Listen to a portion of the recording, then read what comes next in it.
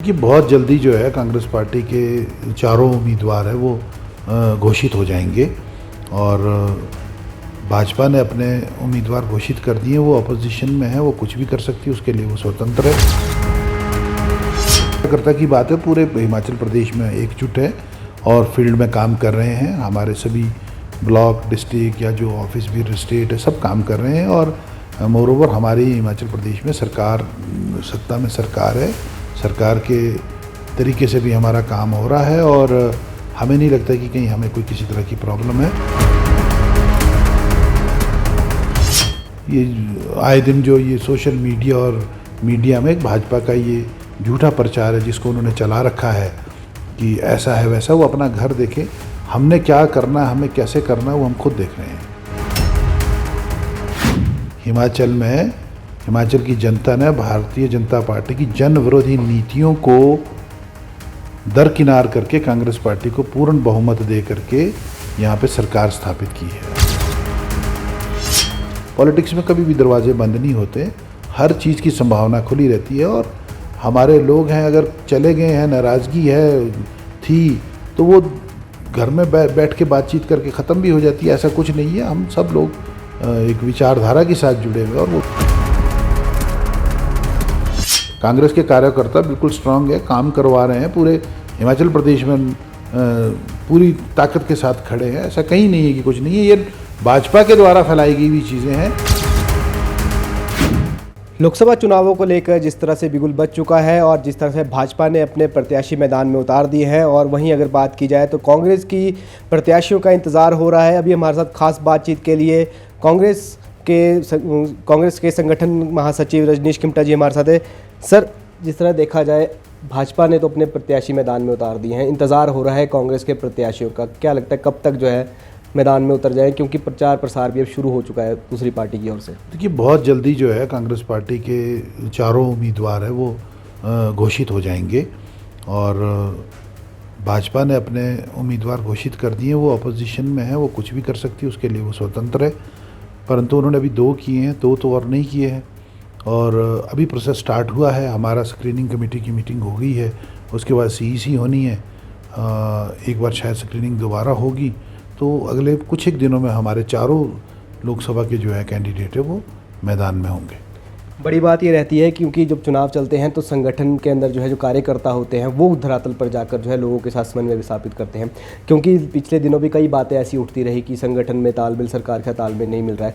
अब आप किस तरह से इन सब चीज़ों को तालमेल बना रहे हैं कि कार्यकर्ता भी जो है मैदान में उतर के जो ये लोकसभा के चुनाव है उनमें जो अपनी भूमिका निभाए?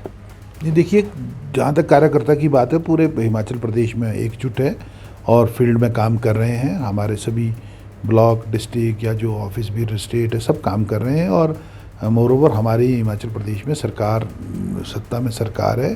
सरकार के तरीके से भी हमारा काम हो रहा है और हमें नहीं लगता कि कहीं हमें कोई किसी तरह की प्रॉब्लम है। और ये आए दिन जो ये सोशल मीडिया और मीडिया में भाजपा का ये झूठा प्रचार है जिसको उन्होंने चला रखा है कि ऐसा है वैसा, वो अपना घर देखें।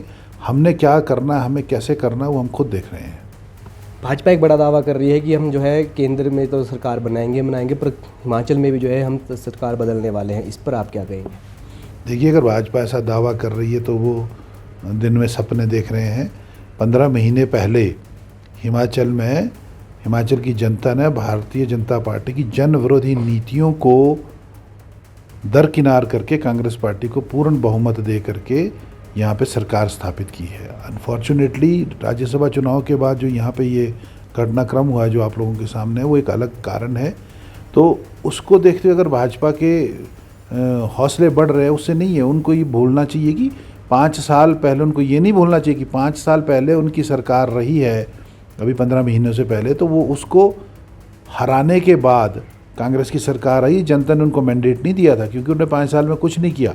तो अभी जो है हमारी सरकार ने तो 15 महीने के अंदर डट के काम किए हैं, चाहे वो महिलाओं की पेंशन की बात हो या जनता की कर्मचारियों की OPS की बात हो, किसानों के सेब के सपोर्ट प्राइस की बात हो, या आपके और क्षेत्र में महिलाओं का जो दूध उत्पादन हो रहा है जिसमें एक साथ 6 रुपये तक का कीमत बढ़ा दी गई दूध की। तो ये सारी जनता को और आम गरीब जनता के लिए ये स्कीमें हैं जो हमने गारंटियों में दी थी उसको पूरा किया है। और ऊपर से ये नहीं बोलना चाहिए कि 4 महीने में जो हिमाचल प्रदेश पटड़ी से उतर गया था, इतना बड़ा प्राकृतिक आपदा जो आ गई थी हिमाचल प्रदेश में, उसमें 4500 करोड़ रुपए का एक आर्थिक पैकेज माननीय मुख्यमंत्री जी ने बना करके जनता को उससे उनकी प्रॉब्लम को दूर किया है, जो लोग उसमें सफ़र थे, रिस्टोर किया है काम को और पटड़ी पर पूरी ज़िंदगी को वापस लाया है। तो कितना बड़ा हमारे लोगों ने, सैकड़ों लोगों ने अपनी जानें गंवा ली थी, घर कईयों के चले गए थे, ज़मीनें चली गई।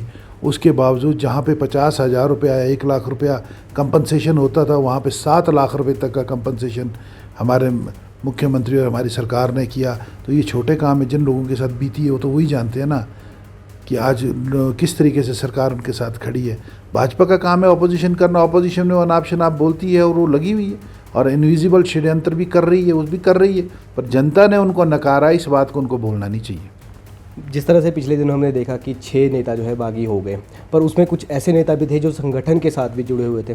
क्या किसी से ऐसी बातचीत हो रही है जो वापस आना चाहता हो संगठन, सरकार में वापस चाह रहा है कि कांग्रेस में वापस आ जाए, या किसी को ऐसा लग रहा है कि इन्होंने जो गलती कर दी? क्योंकि कांग्रेस भी लगातार यही बात कह रही है कि कुछ ऐसे जो नेता है जो अभी भी जो है पछतावा हो रहा है कि हमने जो है इस तरह की गलती कर दी। देखिए, राजनीति में कभी भी कुछ भी हो सकता है और गलती किसी से हो जाए, अगर सुबह का भूला शाम को घर लौट जाते तो उसको भूला नहीं कहा जाता। और सेकंड चीज़ ये है कि पॉलिटिक्स में कभी भी दरवाजे बंद नहीं होते, हर चीज़ की संभावना खुली रहती है। और हमारे लोग हैं, अगर चले गए हैं, नाराज़गी है थी, तो वो घर में बैठ के बातचीत करके ख़त्म भी हो जाती है। ऐसा कुछ नहीं है। हम सब लोग एक विचारधारा के साथ जुड़े हुए, और वो विचारधारा बहुत बड़ी विचारधारा है। मुझे नहीं लगता कि कोई लोग नाराज़गी से कहीं गए होंगे, हो सकता है कि आने वाले समय में वापस आ जाएं। बड़ी जिम्मेदारी है, क्योंकि अब जो है जिस तरह से लोकसभा के चुनाव है तो उनके साथ साथ उपचुनाव होने की बात भी इलेक्शन कमीशन ने कही है। अब जो है जिस तरह से कोऑर्डिनेशन कमेटी भी अब बनाई गई है, तो उसको लेकर अब किस तरह से सरकार और संगठन में तालमेल बनाया जाएगा और उसकी क्या कब तक बैठक होनी है, कुछ उसमें अब जो है फैसले ले सकते हैं? देखिए, कोऑर्डिनेशन कमेटी बनाई है, हमारे ऑब्जर्वर्स आए थे, हमारे इंचार्ज थे, तो उन्होंने कोऑर्डिनेशन कमेटी बनाई है। कोऑर्डिनेशन कमेटी के मेंबर्स आपस में बातचीत कर रहे हैं और बहुत जल्दी होली के बाद जो है कोऑर्डिनेशन कमेटी की मीटिंग भी होगी और उसमें भी जो हमारे आपस के डिस्कशंस है, मामले हैं, उसमें बातचीत होगी। और रेगुलर अब मीटिंग्स और आपस में वार्तालाप होती रहेगी, क्योंकि चुनाव जो है लोकसभा का वो आ चुका है। अब लोकसभा के चुनाव में बिना डायलॉग के तो कुछ होना नहीं है, तो ये हमारा नॉर्मल प्रोसेस है, लगातार हम इसको करते रहेंगे। आखिरी सवाल, अब मान लिया जाए कि सरकार और संगठन में तालमेल बन चुका है? बिल्कुल, कभी भी ऐसे हालात नहीं थी कि नहीं बनाए। हाँ ठीक है, कोई किसी की अपनी नाराज़गी हो सकती है, कोई चीज़ है, ऐसा नहीं है।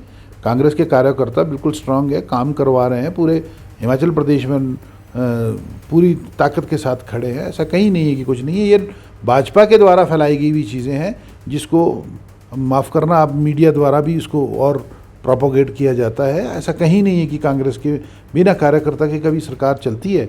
कहाँ जाने हैं कार्यकर्ता, आप बताइए। बिल्कुल सब साथ है। जी, बहुत धन्यवाद हमारे मिल गए। तो ये थे हमारे साथ कांग्रेस के संगठन महासचिव रजनीश किमटा जी। जिस तरह से हमने बातचीत की सरकार और संगठन के तालमेल को लेकर भी हमने बातचीत की, उन्होंने साफ तौर पे कहा है कि सरकार और संगठन में बिल्कुल तालमेल बन चुका है और लोकसभा चुनावों में हर कार्यकर्ता जो है ग्राउंड लेवल पर दिखाई देगा। समर न्यूज़ के लिए राजधानी शिमला से मैं कमल भारद्वाज।